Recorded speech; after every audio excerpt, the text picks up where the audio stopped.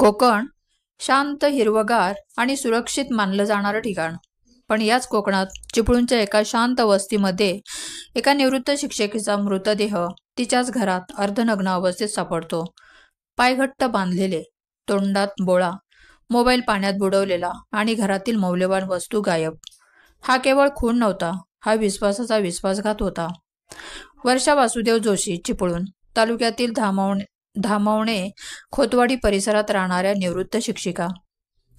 गावातील शाळेत अनेक वर्ष अध्यापन, सौम्य स्वभाव, लोकांशी जिव्हाळ्याचं नातं, शिक्षणाबरोबरच मुलांच्या जीवनमूल्यांवर भर देणारी.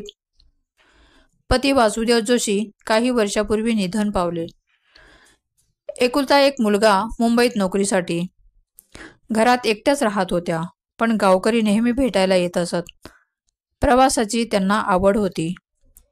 सहली, नवीन नवीन ठिकाणे फिरायला त्यांना आवडत होतं. त्या परिसरात त्यांना जोशीबाई म्हणून सगळे ओळखत असत. त्यांच्या घरात रोजचा दिनक्रम: सकाळी फिरायला जाणे, देवपूजा करणे, वृत्तपत्र वाचणे आणि थोडंसं बाजारात फिरून येणे आणि त्यानंतर घरी वाचन करत बसणे. काही दिवसांपूर्वी जयेश भालचंद्र गोंधळेकर नावाचा व्यक्ती त्यांच्या संपर्कात आला. जयेश ट्रॅव्हल्स एजंट, सहलीची योजना आखणारा. वर्षा जोशींना त्याने एका ट्रिपचं आकर्षक ऑफर दिली. हळूहळू विश्वास संपादन केला. घराचा पत्ता, आत बाहेरची माहिती घेतली. गावात कुणालाच त्याचा संशय आला नाही, कारण तो बोलण्यात गोड, हसतमुख असे. 7 ऑगस्टची सकाळ.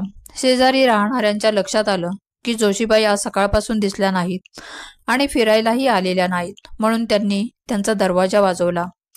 पण प्रतिसाद मिळाला नाही. कुटुंबातील एका नातेवाईकाने दरवाजा तोडला. आज जे दिसलं ते पाहून सगळ्यांच्या अंगावर शहारा आला.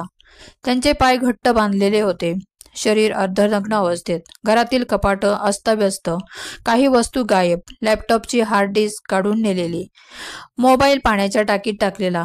ही घटना लगेच पोलीस स्टेशनला कळविली गेली.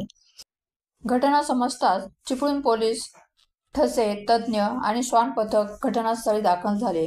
प्राथमिक अंदाज: हत्या एकट्याने केलेली नाही, किमान 2 लोकांचा सहभाग. घटनास्थळावरून हँडग्लोव्ज मिळाले, म्हणजे आरोपींनी ओळख लपवण्याचा प्रयत्न केला होता. तपासासाठी 5 वेगवेगळी पथके तयार केली गेली. सीसीटीव्ही फुटेजमध्ये जोशीबाईंच्या घराजवळ 2 तरुण संशयास्पद हालचाल करताना दिसले.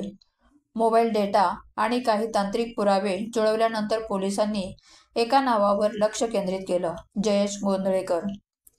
जयेश गोंधळेकर ट्रॅव्हल एजंट म्हणून काम करत होता. स्थानिक तरुण, जोशीबाईंच्या परिचयातील व्यक्तींपैकी एक. त्याच्या माध्यमातून जोशीबाईंनी अनेकदा बाहेर राज्यात प्रवास देखील केला होता. आता त्या हैदराबाद सहलीसाठी जाणार होत्या. जोशींकडे खूप पैसे व दागिने असतील या विचाराने जयेशने एका साथीदाराच्या मदतीने त्यांना संपवलं. तपासात उघड झालं की जयेश आणि त्याचा साथीदार गणेश यांनी जोशीबाईंकडे दागिने आणि रोख रक्कम असल्याची माहिती मिळाल्यानंतर चोरीसाठी योजना आखली. घरात प्रवेश करून दोघांनी जोशीबाईंना बांधून ठेवण्याचा प्रयत्न केला, पण त्यांनी प्रतिकार केला. घाबरलेल्या आरोपींनी त्यांचा श्वास कोंडून हत्या केली. त्यानंतर घरातील मौल्यवान वस्तू, दागिने घेतले, मोबाईल पाण्यात टाकला, लॅपटॉपमधील हार्ड डिस्क काढून नेली, म्हणजे पोलिसांनी तांत्रिक पुरावे मिळू नयेत. अटकेनंतर जयेशने गुन्ह्याची कबुली दिली. हो, मीच केलं. पैशांसाठी केलं, पण असं होईल असं वाटलं नव्हतं. न्यायालयाने त्याला 5 दिवसांची पोलीस कोठडी सुनावली. तर साथीदार गणेश फरार असून शोध सुरू आहे. हा गुन्हा फक्त पैशांसाठी नव्हता, तर विश्वासाचा घात होता. 8 तासांच्या आत पोलिसांनी त्याला कोल्हापूरजवळ अटक केली. त्यांच्या बॅगेत काही दागिने आणि DVR सापडला. जोशीबाईंनी कधीतरी त्याला मदत केलेल्या, घरात घेतलेल्या व्यक्तींनीच त्याचा जीव घेतला. समाजात भीतीचे वातावरण. ओळखीच्या माणसांवर किती विश्वास ठेवावा असा प्रश्न सर्वांना पडला होता. पैशाचा मोह आणि लोभ माणसांना किती खालच्या पातळीवर नेऊन शकतो हे या घटनेने दाखवून दिलं.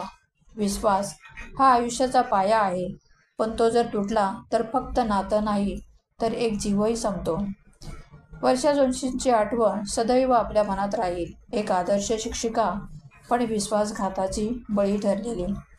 या घटनेबद्दल तुम्हाला काय वाटतं? तुमच्या प्रतिक्रिया खाली कमेंटमध्ये द्यायला विसरू नका. व्हिडिओ आवडल्यास लाईक करा. चॅनलवर नवीन असाल तर सबस्क्राईब करायला विसरू नका. धन्यवाद.